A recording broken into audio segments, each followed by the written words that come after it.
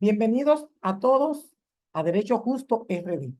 Soy Genoveva Meregildo y hoy entraremos al complejo mundo del proceso penal. Descifrando, descifrando el proceso penal dominicano desde el inicio, ya sea con la querella o denuncia, hasta la ejecución de la pena.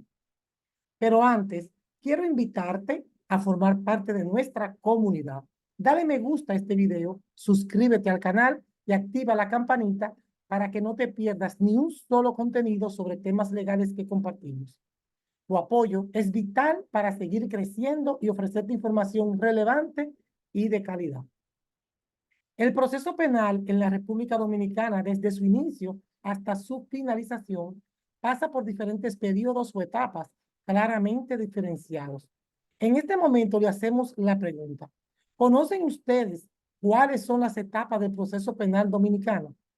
De ser positiva tu respuesta, en esta presentación estaremos reafirmando los conocimientos sobre las etapas del proceso penal. El proceso penal inicia a partir de haberse cometido un ilícito penal. Este ilícito es comunicado a las autoridades competentes, ya sea la policía o el Ministerio Público, mediante la interposición de una denuncia o querella. Figuras jurídicas que la podemos definir como vías de inicio de un proceso judicial. Importante conocer que no son sinónimos. La querella la puede formular la víctima en virtud de un delito cometido en su perjuicio. Artículo 267 del Código de Procedimiento Penal la define como el acto por el que las personas autorizadas promueven un proceso penal por acción pública. La denuncia. El Código Procesal Penal, en su artículo 262, establece la facultad de denunciar al indicar que toda persona que tenga conocimiento de una infracción de acción pública puede denunciarla. La querella se caracteriza porque requiere formalidades, debe ser escrita, conteniendo las generales del querellante, requiere intervención de abogado, se debe presentar elementos de pruebas y el querellante es parte acusadora del proceso y tiene reclamos judiciales. Es válida para delitos públicos y privados. En la denuncia, a diferencia de la querella, no se requiere formalidades. Puede ser realizada de forma verbal o escrita sin intervención de abogado. El denunciante no es parte del proceso, no asume responsabilidad y no reclama nada judicialmente.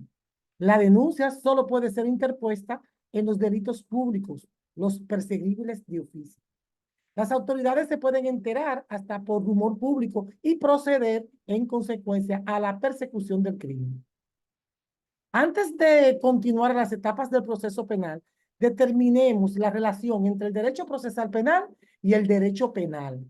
Iniciaré definiendo al derecho procesal penal como un conjunto de actos procesales o jurídicos que están resumidos en etapas. El proceso penal está íntimamente relacionado con el derecho penal, ya que este último es la guía base de los procesos penales donde se clasifica el delito y se establecen las penalidades. El derecho penal, con la teoría del delito, filtra la conducta del sujeto para concluir primero si es típica, o sea, enlistada en el Código Penal. Segundo, si es antejurídica, contraria al derecho y culpable. Una vez la conducta ha pasado todos estos filtros y quede establecido el delito, entra el derecho procesal penal y pasa de la teoría del delito a la teoría del caso, a fin de determinar el nexo causal entre la conducta y el resultado, dándole movimiento al derecho penal.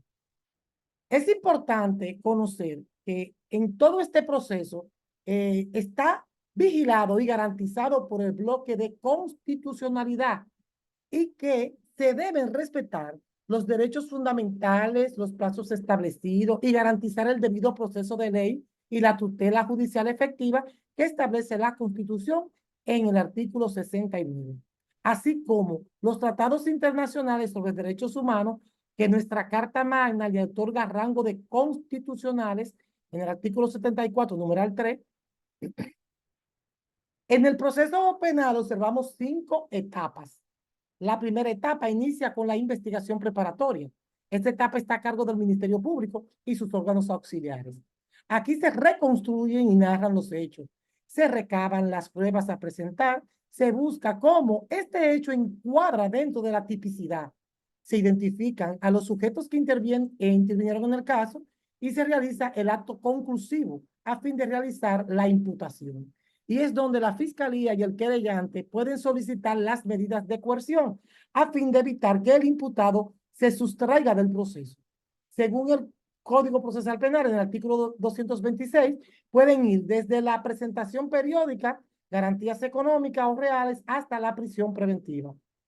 En el artículo 259 del Código de Procedimiento Penal, pues se establece que el objeto del procedimiento preparatorio es determinar si existen los suficientes elementos probatorios para dar origen a la apertura de un juicio. Esto es a través de investigar y recolectar las pruebas que sirven de base para la acusación del Ministerio Público o del querellante y la defensa del imputado. La investigación preparatoria puede concluir de dos formas. Una de ellas es el archivo, que puede ser definitivo cuando el hecho no se produjo, o provisional cuando la información no es suficiente para continuar el proceso, y a fin de evitar que se venza el plazo establecido, se archiva para reanudar en el futuro. Las partes pueden oponerse al archivo a través del recurso de impugnación, que es conocido por un juez de instrucción, quien determina si el Ministerio Público debe seguir la investigación o si procede el archivo. La otra forma en que finaliza la etapa de investigación preparatoria es la presentación de la acusación y solicitud de apertura a juicio. El proceso pasa a la segunda etapa. Aquí todos los medios probatorios, la reconstrucción de los hechos, ya indica quién fue y cómo lo hizo. Si el Ministerio Público considera que tiene pruebas suficientes para sustentar una acusación, la presenta ante el juez coordinador de juzgado de instrucción. Y es aquí que se pasa a la tercera etapa, la audiencia preliminar, que consiste en analizar, en realizar un juicio a las pruebas recolectadas y a los pasos dados, verificando el cumplimiento de lo que establece el bloque de constitucionalidad. Esta audiencia puede concluir con un acto de no al lugar, cuando el caso carece de los elementos probatorios suficientes para justificar un juicio de fondo. Aquí se indica que el juez de la instrucción no encontró la robustez suficiente en las pruebas presentadas por la fiscalía y el querellante como para enviar el imputado a juicio de fondo. Este acto concluye el procedimiento, hace cesar todas las medidas de coerción impuestas e impide una nueva persecución penal por el mismo hecho. No bis idem. Es decir, nadie puede ser perseguido dos veces por el mismo hecho. Esto lo establece el artículo 69, numeral 5 de la Constitución Dominicana. Esta resolución es apelable. La audiencia preliminar también puede finalizar con un acto de apertura a juicio. Es cuando el juez de la instrucción valora cada una de las pruebas y entiende que dichas pruebas tienen pertinencia y solidez probatoria para sustentar una acusación de juicio de fondo. El imputado se considera inocente, pues no se ha demostrado su culpabilidad. Artículo 69, numeral 3 de la Constitución Dominicana. El acto de apertura a juicio no es susceptible de ningún recurso, o sea, no es apelable. Al dictarse el acto de apertura a juicio, se pasa a la cuarta etapa, el juicio de fondo. En esta etapa, el Ministerio Público presenta la acusación junto al querellante y son presentadas y discutidas todas las pruebas admitidas por el auto de apertura a juicio. Aquí es donde son escuchados los testigos, los peritos técnicos, se le concede la palabra al imputado, quien puede hacer uso de la misma en cualquier momento. Son escuchadas las víctimas y luego concluyen el Ministerio Público, el querellante y luego los abogados de la defensa técnica y del tercero civilmente demandado en caso de que lo hubiera. El juicio de fondo termina con una sentencia que puede ser absolutoria en caso de no haber sido aprobada la acusación con las pruebas. En consecuencia, declarando al imputado no culpable, o con una sentencia condenatoria en caso de que la acusación y las pruebas sean admitidas, declarando culpable al imputado. No debemos olvidar que luego de la sentencia de juicio de fondo quedan abiertos los recursos. Está el recurso ordinario de apelación, que debe ser conocido por un tribunal de mayor jerarquía, la Corte de Apelación, y posteriormente el recurso extraordinario de casación ante la Suprema Corte de Justicia. En este canal pueden encontrar los videos explicativos tanto del recurso de apelación como del recurso de casación, en Ley 2-23. Cuando se agotan los recursos, la sentencia se vuelve definitiva y el proceso avanza hacia la quinta etapa, la ejecución de la pena.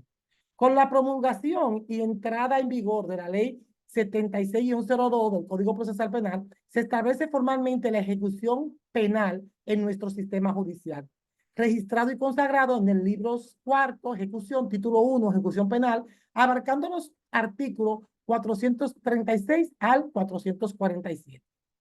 Antes de entrar en vigencia esta nueva normativa procesal penal, el sistema concluía el caso con la imposición de la pena y la autoridad carcelaria asumía el control total del condenado.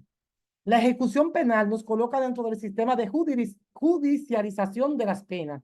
Esto indica que el condenado, recluso o individuo privado de su libertad siempre estará bajo la vigilancia de la autoridad judicial a través del denominado juez de la ejecución de la pena o simplemente juez ejecutor, artículo 69 del Código de Procedimiento Penal, quien está encargado de asegurar los derechos del condenado de todo abuso de los funcionarios, encargado de su custodia y tiene dentro de sus funciones el control de la ejecución de las sentencias, el control de la suspensión condicional del procedimiento y la sustanciación y resolución de todas las cuestiones que se planteen sobre la ejecución de la condena.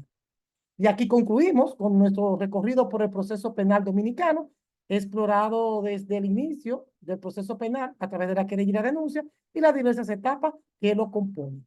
Déjenme saber en los comentarios cuál de estas etapas te gustaría que ampliara en un próximo video. Y recuerda que el conocimiento del proceso penal es fundamental para entender y defender nuestros derechos.